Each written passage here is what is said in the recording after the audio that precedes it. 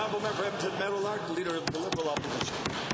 Thank you, Mr. Speaker. The only person who looks good in the Travelgate affair is the Premier of Nova Scotia, a fiscally responsible Liberal who managed to get to South Africa and back for less than $1,000. Everyone knows that this Premier, on the other hand, who claims her government is committed to living within its means, billed Albertans $45,000 for essentially the same trip. To the Premier, you've apologized. You've acknowledged you've made a mistake. But Albertans don't want your words, Premier. Just pay the money back. They expect action. Will you please pay the money back? Mr. Speaker, I cannot disagree with what the honourable member has said with respect to the fact that this was a large amount of money. And that is why, Mr. Speaker, as soon as I realized how much it was, I said to Albertans that I agreed with that comment. I took responsibility for this, even though it was the business of the Government of Alberta, and I travelled as Premier on a Canadian delegation. It was more money than we expected it to be, Mr. Speaker. There were some circumstances related to that, and I certainly take full responsibility. I have apologized to Albertans, and I hope that Albertans will accept that apology, Mr. Speaker. Honourable Leader. Mr. Speaker, nobody disputes that the Premier and any MLA has reasonable duties they must perform. There is an old saying that when you find yourself in a hole, stop digging.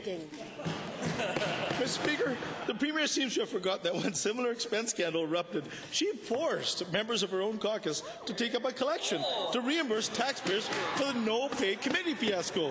To the Premier, when it comes to returning wasted taxpayer dollars, why is there one standard rules for your caucus members, another standard rules for you? Why, Premier? Member wants to draw a comparison between these two circumstances, but they were actually entirely different circumstances, Mr. Speaker.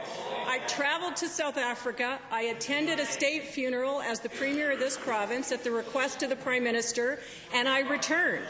And as I have said, Mr. Speaker, while this was an unfortunate amount of money, which I fully acknowledge and I've taken responsibility for, I don't think anyone will dispute that I actually went on the trip, Mr. Speaker. Honourable Leader. Mr. Speaker, the Premier is right. These are different circumstances.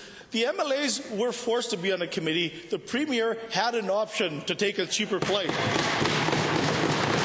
This government, Mr. Speaker, is ruthless when it comes to clawing back money from recipients, ACE recipients, the assured income for the severely handicapped, and on single mothers on welfare. It even goes as far as sending collection agencies after them.